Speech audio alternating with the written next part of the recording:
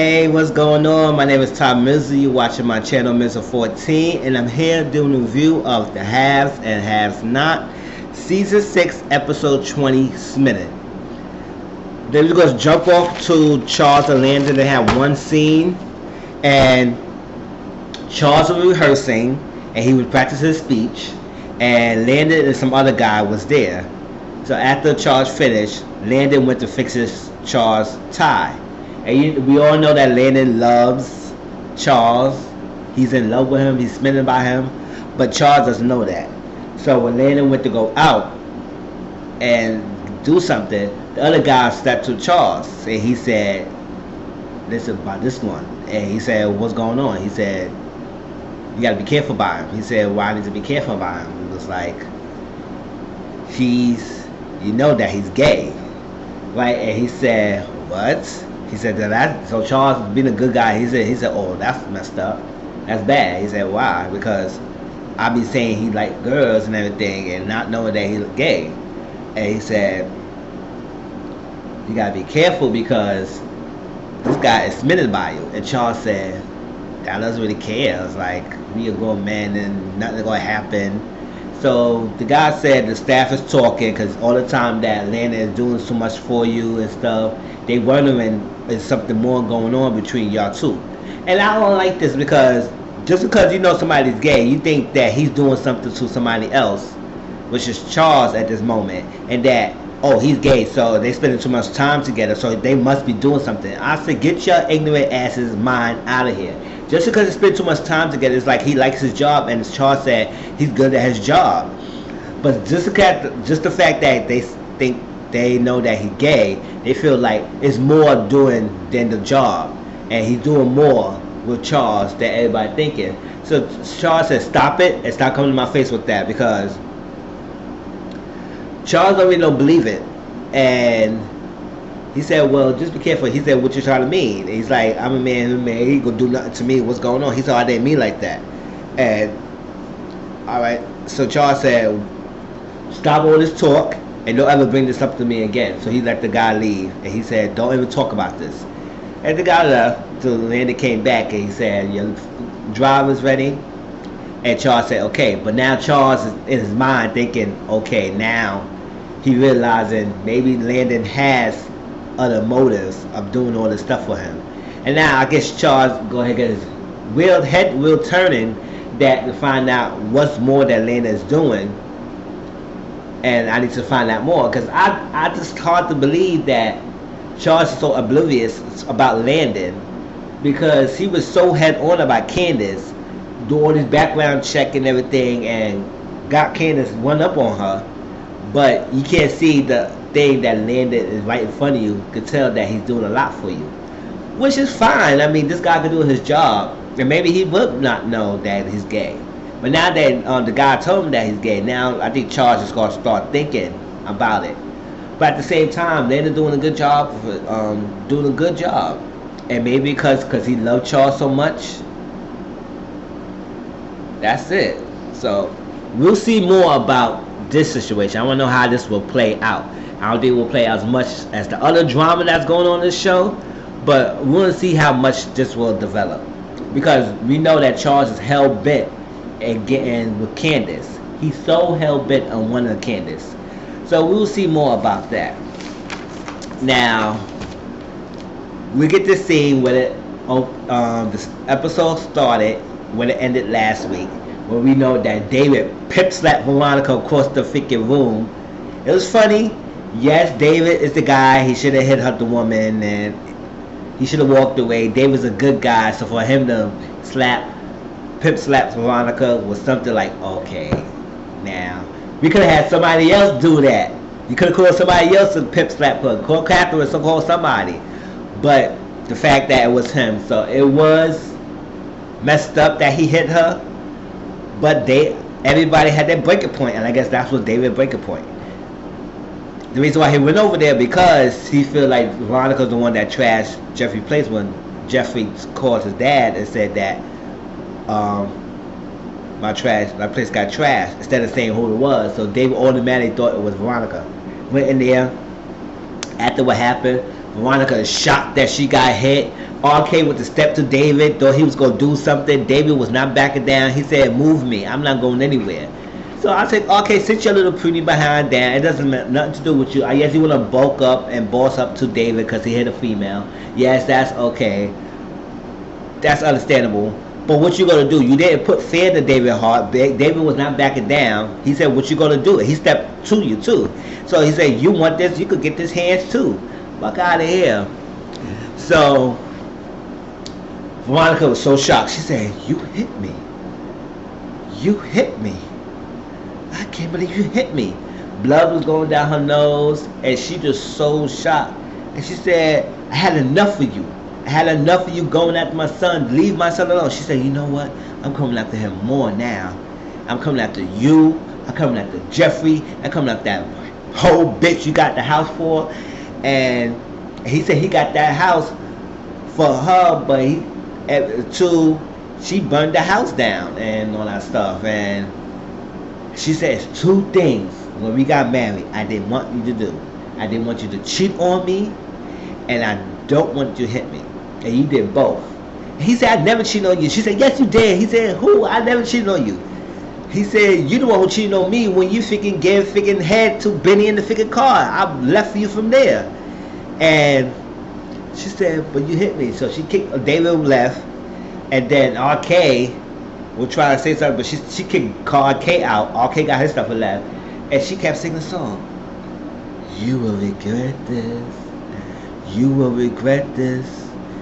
You will regret this. You will regret this. You will regret this. She kept saying it, and she kept saying that. And she said she gonna retaliate. So then she said, you hit me. I can't believe you hit me. And so she called David. No, not David. She called Derek. You know, Derek is Hannah Boo thing right now, and who was an ex-con, and we find out that Veronica saved him, got him out of jail, cleaned him up on stuff. So Veronica feel like David owes her whatever she calls, and she wants something, he has to answer because she did all this stuff for him. So Derek should be entitled to help her. She called Derek. She said, I need a number for your partner in crime. Basically, she want a hitman and to go after David. She was so hurt about David hitting her, she want a revenge. So her revenge is to get a hitman to put a hit on David. I said, oh snap. Veronica is really pissed. She is not pissed. She is held on a war path right now. And she's in a calm war path. But when she met Derek later, she was like, every time I call you, I don't want to care what you're doing. You better answer my phone call, and you better come when I call you. So Derek was like, no, I'm not doing this. I'm not doing this.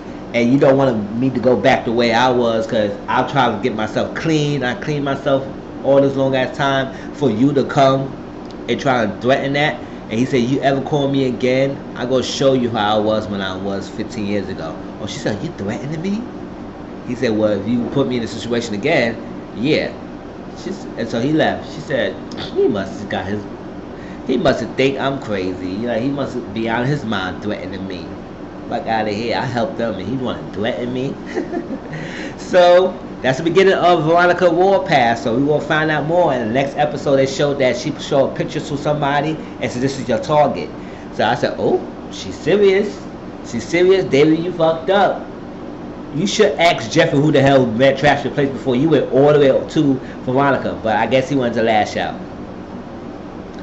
After David left that place, David went to see Jeffrey.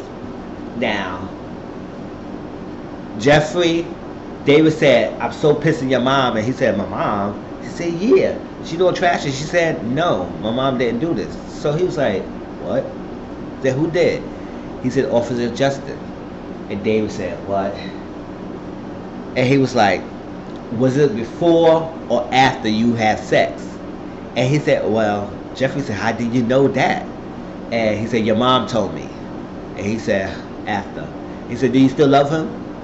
And here goes the fucking bull ass shit. Jeffrey said, yeah, he still loves this boy. I said, but he needs help.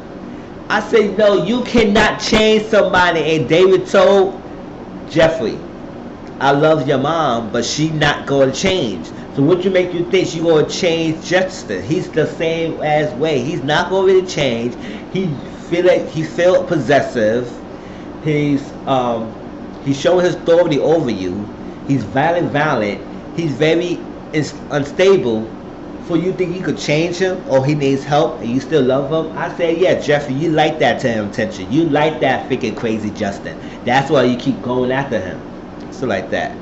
And I was right here. I want to wish that David punched the hell out of Justin. Like, boom, get the fuck out of here. Or you pimp slap Veronica. Why the fuck you there bitch slap fucking Justin there? Shit, I was like, come on, this is a perfect opportunity for you to go off on Justin. But I understand where David's coming from. Because no matter how much, just like regular relationships, no matter how much a family member get involved in somebody's relationship, at the end of the day, if that person still choose that person, so all that effort you did was for nothing. So I guess that's what David didn't go for and hurting Justin, because I feel like David should hurt this motherfucker because Justin put his hand in, because Jeffrey confirmed that Justin hit him, physical hit him, and verbally abuse him. So that's right there should be a perfect opportunity for David to whip that motherfucking ass, officer or not. But I guess he's an officer. David don't want to. But you ready to slap the bitch, so you ready to slap Veronica. So it ain't no me. You should have just keep continuing the warpath and beat the hell out of Justin. He lost everything as it is. So, but at the end of the day, I guess he's an officer. But still, at the same time, I understand why he didn't do it, because Jeffrey is not over Justin. Now, if Jeffrey was over Justin, then it'd be all bets is off. But since that Jeffrey is still love Justin, David said, I'm not gonna do anything extra because you not over it, and I know by now is that you not over him. So anything I could do is not gonna be irrelevant because you gonna still continue with Justin. And Justin said, I'm sorry. Justin came in and he said he's sorry and he will pay for it. And David started listing prices of the couches and stuff. I said, damn, that's not much for like couch and shit. Fuck out of here. But he said he can afford it. And David left. But he said, if you ever do anything or really hurt my son more again, I'm coming after you. I will throw your ass off the roof. I said, go ahead, throw that motherfucker off the roof. He needs to die. He needs to die. But he left. And Jeffrey said, you know he mean it. And he said, yeah, I know. And he said, I'm going to go get help. If I go help, I'm on this program. I talk to psychologists. Will you able to move in with me? He said, let's see if you will freaking change. And we'll see about that. I said, see about what? Please. He said, I love you. He said, okay, go ahead, bye. He said, say you love me. He said, I love you, bye. I said, and then he wanted forgiveness. And Jeffrey said he would forgive him. But I think Jeffrey saying all that stuff to Justin to get him out the place. Because, you know, if you would have said no, Justin would have kept asking him to forgive him, asking him, or do you love me? So Justin had to do what he had to do to protect himself and said, just say what he needs to hear and then let him leave. So he said what he needed to hear, Justin left. Jeffrey went to see Wyatt. It was a small little scene. Wyatt is still upset that Jeffrey sent him there. He's still in the straitjacket, and he pissed off. And he said he needed to be here. It's all your fault. But he said it needs to be here. He said they're holding me here against my will. He said no, they could do that because you said you will kill yourself. He said you was joking. He said they don't know that, whether you're joking or not. If you say you gonna kill yourself, that's nothing to be joking about, because they take that thing seriously. And that's what Jeffrey told Wyatt, that his mother is coming. And he said, oh, I don't want to see them. He said, why? He said, they will kill me. And I started. He said, they won't kill you. He said, yeah. And then he kicked Jeffrey out. So Jeffrey left. Now, we see the scene that Rick that guy who saw Benny at the place was giving the description to the sketch artist, and then we got the I think district attorney, the ADA or district attorney, the guy who's investigating the murder, investigating the Clyer case, and the young officer was like, "We got the evidence. Why are we not getting them?" He said, "No, I need real solid proof to nail them. I can't go after them because they got lawyers, they got attorneys, they got money, they got a lot of things to cover them, and we need to really nail them." So that's when they went to see the video footage of the night, and then they saw that it was Wyatt there. They saw Wyatt coming out the door, and then they saw Jim out the door, and they also saw Benny with the freaking guy, the witness, identified Benny. So I think the district attorney told the police officers to go arrest Benny because that's who they identified, but not knowing that Wyatt's the one that did it. But they don't know that, and they said, "What's going on? How they all connected?" So he asked Sarah, "Will you go out and do something with me?" And she said, "No, I will stay behind and do something." He said, "Okay." So she went to the officer at the desk, and this is Sarah. Remember, Jim asked Sarah to get the bullets for the case that killed his daughter and get all that out, so the case could be dismissed or be messed up. Because without that evidence, they can't tie anybody to that case. So she went there, she got the bullets. Then she went to call Jim and told Jim that she has the evidence and she would get rid of the evidence. And he said, "How will I know that you get rid of the evidence? I need a proof." So she said, "I'm not gonna take a picture." He said, "You don't need to take a picture. You need to send it to me. Send it to me in person." He demanded. He said, "No, I demanded that you send it to me." She said, okay. This is the last time." He's all right. So he texted the address. Now, David went to see Jim, so he's still rowdy up. He's still hyped. He's still enraged. He's still pissed off. He took to Jim. He said, "I need you to talk me down." And Jim said, "What the hell going on? I remember, I probably need to talk you up." So I said, Jim is too much. And he said, "What happened?" He said, "Veronica." He said, "What happened to you? What's going on?" And he said, "I had to pimp slap that bitch." He said that. Jim started laughing. I started laughing too, because the way how he said it. He said, "What?" You know how Jim is. He don't care for Veronica like that. So he said, "What?" And he said he needed details. He said, "Well, he pimp slapped her. How far did you go? How far should you go?" She said she flew across the room, because she definitely did flew. She definitely did flew. And he said, "Damn, you was enraged." She said, "Yeah, I was enraged." So he was like, Jim told David, he said, "You know that if you slapped her, she will retaliate against you." And he said, "Yeah, I know that." And he said, David said he afraid that Veronica will go after Erica. And he said, "Erica? That girl?" He said, "Yeah, the girl." And Jim said, how much you know about the girl?"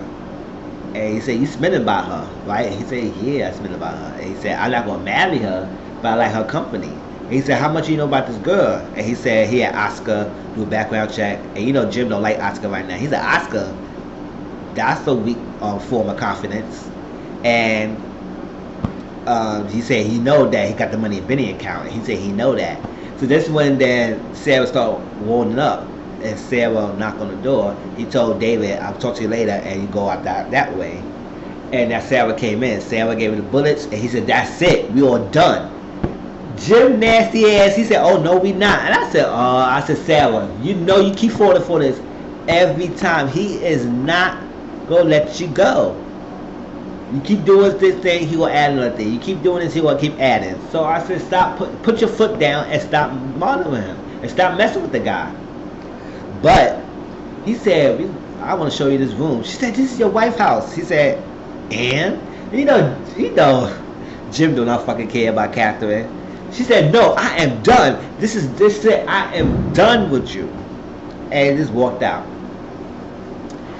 Then we get this whole little thing, right? So Hannah was on the thing. She was Hannah called Catherine and see that did you call Marty, the attorney that supposed to get for Benny? She said, yeah, I called him. And Hannah said, well, how much does it cost? And she said, don't worry about it. She said, well, it must be free. She said, don't worry, just call him. So she called. Then she was like, oh my God, see how much this costs. She was like, I only got $30-something in my account. And she went to get the laptop. And when she saw the laptop and saw the account, it was figured over $8 million in that account. Now, I was like, if this is her account, why the fuck she seeing the money?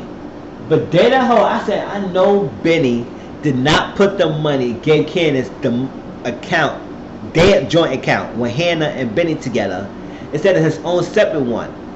And I was like, you was a dumb ass. You don't think that Hannah, your mother, would not see the damn account? Oh my gosh, she do not think sometimes. Benny do not think. And you say you know she will see that, so you know she was on guard. So Benny came down, because Benny was like, are you going to work? She said, no, I'm not going to work. He said, why? I said, first of all, you was going after her last week saying, oh, you going to work for this lady, and she doing this and this and that, and you ain't supposed to be working for her. And now you say, oh, why you ain't going to work?